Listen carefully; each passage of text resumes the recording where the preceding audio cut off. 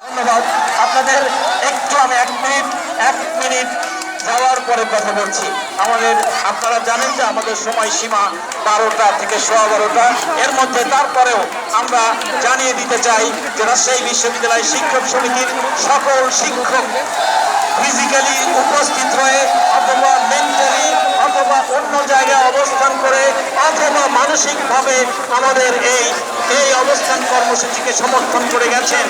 এটাই বিশ্ববিদ্যালয়ে দেখতে ভালো লাগছে।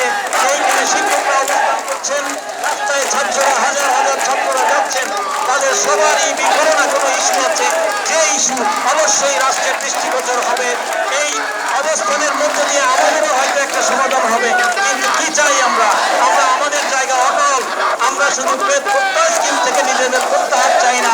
আমরা অন্যান্য কোনো ক্যাডারের সাথে কম্পারিজনে যেতে চাই না বলেই রাজশাহী বিশ্ববিদ্যালয় তথা বাংলাদেশ বিশ্ববিদ্যালয় শিক্ষক সমিতির আহ্বানে আমাদের মূল দাবি হচ্ছে রাষ্ট্রের অন্যান্য পেশাজীবী সংগঠন, অন্যান্য মন্ত্রণালয় প্রত্যেকটা যারা রাষ্ট্রের কল্যাণে সেবা দিয়ে থাকেন তাদের থেকে বিশ্ববিদ্যালয়ের শিক্ষকদের জন্য স্বতন্ত্র বেতন কাঠামো। কারণ আমরা মিডিয়াতে শুনতে পাই, আমরা জ্ঞানীগুণীদের বক্তব্য শুনি, যারা বিভিন্ন দেশে বলে